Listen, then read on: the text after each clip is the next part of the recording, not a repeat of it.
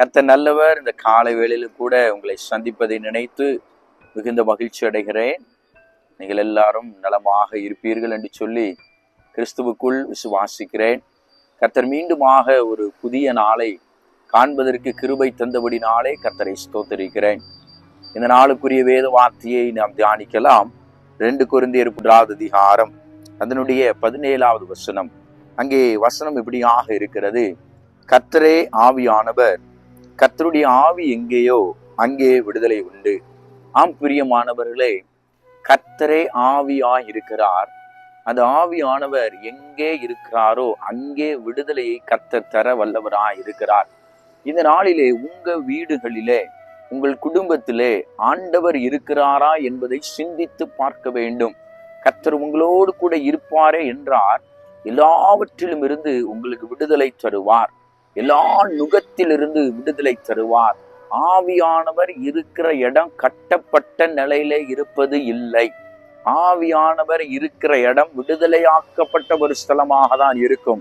கர்த்தர் இருக்கிற இடம் ஒரு மனமகிழ்ச்சி நிறைந்த ஒரு இடமாக தான் இருக்கும்.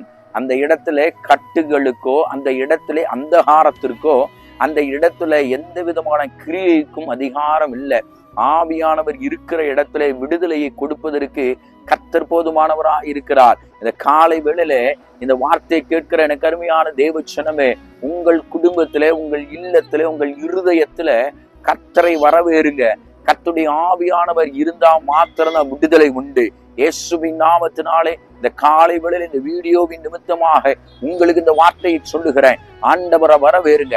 ஆவியானவரை, ஆவியானுடைய மகிமை, ஆவியானுடைய பிரசன்னத்தை வாஞ்சிங்க. கர்த்தர் உங்களுக்கு விடுதலை தருவார். உங்களுக்காக நான் செபிக்க விரும்புகிறேன். கண்களை மூடி நாம் செபிப்போம்.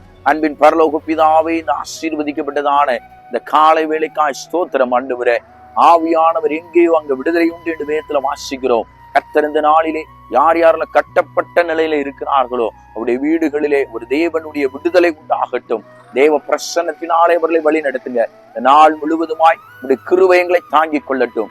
தேவனுடைய வார்த்தை விதைக்கிறோம், வார்த்தை வளரட்டும். இயேசுவின் மூலம் செபிக்கிறோம் நல்ல பிதாவே, ஆமென். கர்த்தர் உங்களை ஆசீர்வதிப்பாராக.